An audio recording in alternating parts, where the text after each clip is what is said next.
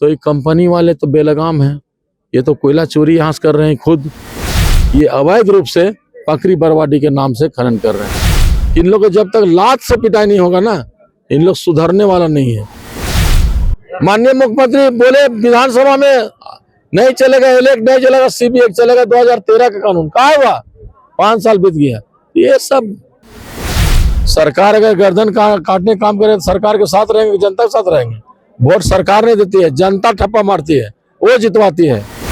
अगर दलाल लोग के माध्यम से आंदोलन उठ भी जाता है तो यहाँ पर हम आंदोलन में बैठेंगे और तभी चक्का हिलेगा। यहाँ पर जो है RFCTLR लागू करे और यहाँ का HPC का इन लोग का भुगतान करे जोड़ करके, तभी आंदोलन उठेगा। लोगों को डायलेमा में रख करके सब्ज बाग दिखा करके उसके घर को तोड़ दिया, उसको उचित मुआवजा भी नहीं मिला और अब बंधुआ मजदूरी पर लोगों को विवश कर दिया है। बाहर से लाते हैं, आंध्रा से आदमी आता है, उसको जो अनस्किल्ड है उसको देते हैं 40,000 और यहाँ के लोकल को देते हैं 10,000 12,000।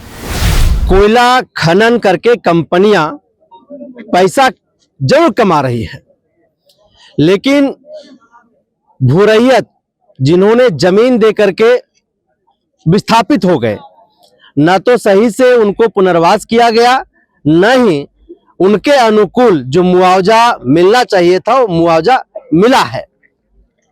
और ये झारखंड में जहां भी आप चले जाइएगा, जहां पर खनन हो रहा है, वहां की तस्वीरें आपको जो है वो भयावह नजर आएगा।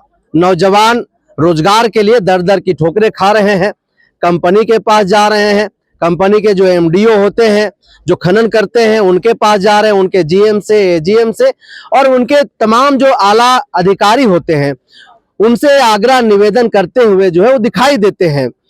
जब उनकी बातें नहीं मानी जाती है तो सड़क पर आंदोलन करने के लिए वो बाध्य होते हैं। और इसी कड़ी में आज 5वां दिन है, 25 जनवरी 2026 का यह दिन है, 5वां दिन है। NTPC केरेडारी कोयला खनन परियोजना जो पांडु में पड़ता है, केरेडारी अंचल में, हजारीबाग जिला है, MDO है BGR। इस कंपनी के खिलाफ इनकी कुछ मांगे हैं, जिन मांगों को लेकर के यहाँ के नौजवान भूरैयत जो विस्थापित हुए हैं वो 5 दिनों से माइंस के अंदर ही आंदोलन कर रहे हैं। पूर्व कृषि मंत्री योगेंद्र साव पहुंचे हुए हैं, लगातार ये खुद जो है 24-25 दिनों से आंदोलन कर रहे हैं, भूरैयतों की आवाज उठा रहे हैं। आज 5वां दिन है इनके आंदोलन का। कहां तक कंपनी के साथ बातचीत बन पाई है? देखिए, जो इन लोग का डिमांड है HPC का, और जो इन लोग पेपर लेकर के आते हैं कि भाई गजट देखिए और लोकसभा का जो नोटिफिकेशन देखिए, तो हमने अभी कहा है इन लोगों को कि गजट और नोटिफिकेशन पर मत जाइए, कोई कागज पत्र दिखाने की आवश्यकता नहीं है। जिस तरह अफसर अधिकारी क्या है, तो भ्रष्ट हैं, इन लोग चोर हैं, इन लोग तो घुमा देंगे इन लोग को पेन पेपर दिखाने से।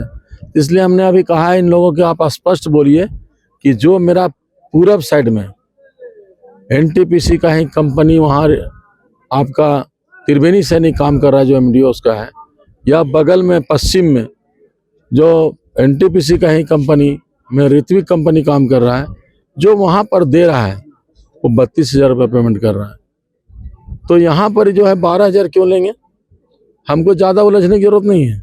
इन लोग का डिमांड है, जो भी 7-8 डिमांड है उसमें से मेन मुख्य HPC का डिमांड है, तो इनका मेरा समर्थन है। मैं बिरसा विस्थापन यूनियन के तहत इनको समर्थन दिया है और हर जगह, कल भी शाम में आया था, जिस दिन शुरुआत हुआ उस दिन में आया है। तो ये कंपनी वाले तो बेलगाम हैं, ये तो कोयला चोरी यहाँ से कर रहे हैं खुद, चूँकि अवैध खनन कर रहे हैं, पकड़ी बरवाडी का ही संकल्प यहाँ पेस्ट करके चला रहे हैं। न यहाँ पर्यावरणीय लोक सुनवाई हुआ, न ग्राम सभा हुआ, ये अवैध रूप से पकड़ी बरवाडी के नाम से खनन कर रहे हैं। ये खुद अवैध काम कर रहे हैं और पूरा मजदूरों का शोषण कर रहे हैं। बाहर से लाते हैं, आंध्रा से आदमी आता है, उसको जो अनस्किल्ड है उसको देते हैं 40,000 और यहाँ के लोकल को देते हैं 10,000 12,000। ये असमानता मुझे बिल्कुल पसंद नहीं है और ये आंदोलन रुकने वाला नहीं है, क्योंकि हम जो डिमांड कर रहे हैं, मेरी डिमांड है लारा एक्ट RFCTLR एक हमारा डिमांड है, जो कि सारा चीज उसी में समायोजित है। और जब तक लारा एक्ट RFCTLR 2013 कानून लागू नहीं करेगा, स्थानीय दर से 4 गुना रेट नहीं देगा। ये चूंकि यहाँ कमर्शियल काम कर रहा है, ये 4 कैटेगरी होता है, housing rate, commercial rate, agricultural rate और इंडस्ट्रियल रेट, औद्योगिक रेट। तो यहाँ तो कमर्शियल काम कर रहा है, तो कमर्शियल रेट का हिसाब से अगर यहाँ जमीन का रेट कम है, केराड़ी चौक का जमीन का रेट ज्यादा है, तो यहाँ टंडवा का ज्यादा है, तो टंडवा का इसका जमीन का मुआवजा उठाना पड़ेगा, केराड़ी का जमीन का मुआवजा उठाना पड़ेगा, तब जाकर के उसका RFCTLR 2013 कानून उस पर लागू होगा और 4 गुना रेट इसको देना पड़ेगा। कंपनी के अधिकारी एक आरोप लगाते हैं कि पूर्व कृषि मंत्री हैं, वो हम लोगों के साथ अभद्र व्यवहार करते हैं, असंवैधानिक शब्दों का हम लोगों को प्रयोग करते हैं। देखिए, आपको मैं स्पष्ट बता देना चाहता हूँ, अभी तो अभद्र व्यवहार कर रहे हैं। इन लोग गाली के भी लायक नहीं है, इन लोग लात के लायक है। और इन लोग को जब तक आपके सामने बोल रहे हैं कि इन लोग को जब तक लात से पिटाई नहीं होगा ना, इन लोग सुधरने वाला नहीं है। इन लोग का जो कुकर्म है, जो इन लोग कृत कर रहा है, इन लोग को निश्चित रूप से तीर से सेंधरा करना पड़ेगा इन लोग को, तब इन लोग सुधरेगा। यहाँ कंपनी क्या इसका बाप का है क्या? इसका क्या है? यहाँ लूटने गया है क्या? मैं खड़ा हूँ चट्टानी एक तक साथ, और ये सुन ले, जब तक पूरा पैसा जोड़ करके जो यहाँ त्रिवेणी दे रहा है या ऋत्विक दे रहा है, और जब से इन लोग को रखा है तब से उस पैसा को जोड़ कर नहीं देगा, तब तक जोगिंदर साव और इन लोग मानने वाला नहीं है। अब सवाल ये है कि पकरी बरवाडी जो NTPC का ही खनन है, वहाँ पर भी MDO है त्रिवेणी, बगल में ही ऋत्विक काम कर रही है, यहाँ पर BGR काम कर रहे हैं जो MDO है। ये दोहरी जो नीति की बात हो रही है, जो सवाल खड़ा हो रहा है, आखिर क्या कारण है? एक जगह पर अपने एम्प्लॉय को 32,000 रुपये सैलरी मंथली दे रहा है और यहाँ पर 12,000 में कटा रहा है। आखिर ऐसा क्यों हो रहा है? देखिए, यहाँ क्यों हो रहा है, क्योंकि यहाँ दलाल लोग हावी है। दलाल लोग अपना चांदी सेकने के लिए, अभी भी बहुत सा दलाल लगा हुआ है इन लोग को आंदोलन तोड़ने के लिए, लेकिन आंदोलन खड़ा करना बहुत टफ है। और जब खड़ा हो जाता है, उसको दलाल लोग के माध्यम से तोड़ने का प्रयास करता है, जो हमको कतई बर्दाश्त नहीं है। हम बस यही चाहते हैं कि कंपनी, हम यहाँ का कोयला खनन करने का विरोधी नहीं है, परिवहन का विरोधी नहीं है, लेकिन हम बस यही चाहते हैं कि नियम से चले। देश संविधान से चलता है, तो ये खनन भी संविधान से चले, बस यही चाहते हैं। बाकी इन लोग जो है RFCTLR लागू करे और यहाँ का HPC का इन लोग का भुगतान करे जोड़ करके, तभी आंदोलन उठेगा। अगर दलाल लोग के माध्यम से आंदोलन उठ भी जाता है, तो यहाँ पर हम आंदोलन में बैठेंगे और तभी चक्का हिलेगा यहाँ पर। और मेरी तैयारी चल रही है, अगर दलाल लोग इन लोग को उठा भी देता है ना, तो यहाँ पर हम बैठेंगे। अभी जैसे आदमी अब चट्टी बरियातों में बैठा दिए हैं करबला के पास, अब यहाँ फिर हम बैठेंगे। और यहाँ सारे गांव के, बेंगवरी हो, हेवे हो, पांडु हो, हम अपने कार्यकर्ताओं का आह्वान करते हैं, कहा करके यहाँ बैठिए। और जो मेन चीज है फेयर कंपनसेशन वो दे, तभी उसका कल्याण हो सकता है, और नहीं तो माइंस अभी ठप रहेगा। आप अपने कार्यकर्ताओं को आह्वान कर रहे हैं, अपने ही सरकार में आप अलग थलग दिख रहे हैं, कार्यकर्ता कैसे जुड़ेंगे? सरकार अगर गर्दन काटने काम करे तो सरकार के साथ रहेंगे, जनता के साथ रहेंगे। वोट सरकार नहीं देती है, जनता ठप्पा मारती है, वो जितवाती है। इसलिए सरकार क्या है, सरकार मेरा नहीं सुने, गरीबों को सुने, विस्थापितों को सुने। विस्थापन आयोग का गठन हुआ, क्या हुआ?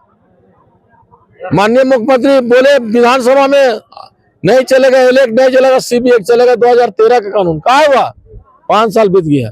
ये सब राजा का, माननीय मुख्यमंत्री राजा का ये सब काम नहीं है जो मुंह से निकल गया।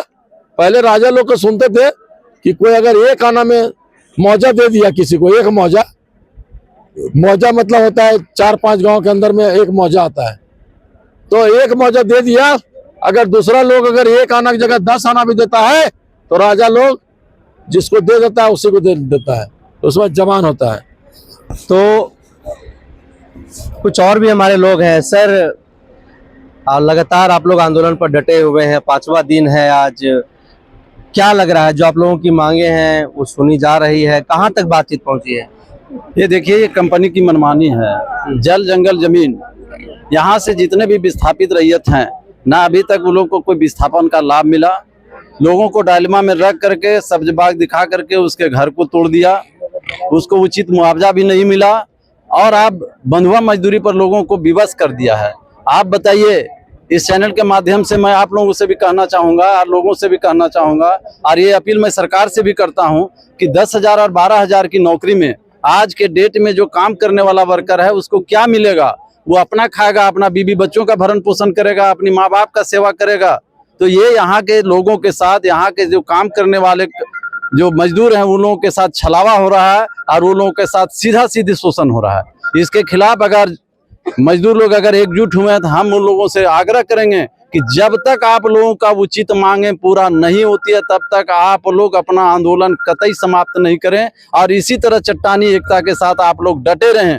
और इसी में आप लोगों का और आपके आने वाला पीढ़ी को भलाई है, और नहीं तो कंपनी इसी तरह से शोषण करते चली जाएगी और आपका अस्तित्व मिटते चला जाएगा। कल के डेट में आप कहीं के नहीं रहेंगे। पहले ही तो घर और जमीन दे करके आप बेघर हो चुके हैं। कम से कम जो रोजगार आपको मिला है उस रोजगार से आप बेदखल ना हो, मैं ये तमाम लोगों से आह्वान करता हूँ। तो देखिए, सीधे तौर पर यह है कि कंपनियां जो आती है कोयला खनन करने के लिए, जैसा ये भूरैयत है, विस्थापित लोग हैं, समाज के नेतृत्व करने वाले लोग हैं, साफ तौर पर कह रहे हैं कि कंपनियां जो आती है खनन करने के लिए, जमीन लेने के समय वो विश्वास में जरूर हम लोगों को ले लेती है, क्योंकि हम किसान हैं, गाँव घर के लोग हैं, भोले भाले लोग हैं, तो उनकी बातों को हम समझ जाते हैं। और देश के विकास के लिए, राज्य के उत्थान के लिए हमने जमीन दे भी देते हैं, लेकिन जमीन लेने के बाद जो कंपनियों का हरकत होता है वो परिणाम हम लोग जो है वो भुगतने का काम कर रहे हैं। ना तो युवाओं को नौकरी सही से दिया गया है, ना ही अगर नौकरी मिला भी है तो जो उनको मानदेय मिलना चाहिए था वो मानदेय भी जो है वो सही से नहीं दिया जा रहा है। 12,000 रुपया, 13,000, 14,000 रुपया में जिस जमीन पर लोग जोतते कोड़ते थे, खेती बाड़ी करते थे, उस जमीन के मालिकों को 12,000, 14,000 रुपया में जो है वो खटाया जा रहा है। तो कुल 10 मांगे हैं इनकी, और आज जैसा कि पता चला है कंपनी के साथ इनकी बैठक है। क्या कुछ होगा, लगातार ग्राउंड जीरो से खबर हम आपको दिखाते रहेंगे। तब तक आप बने रहिए ग्राम सभा टीवी के साथ। दीजिए इजाजत, नमस्कार।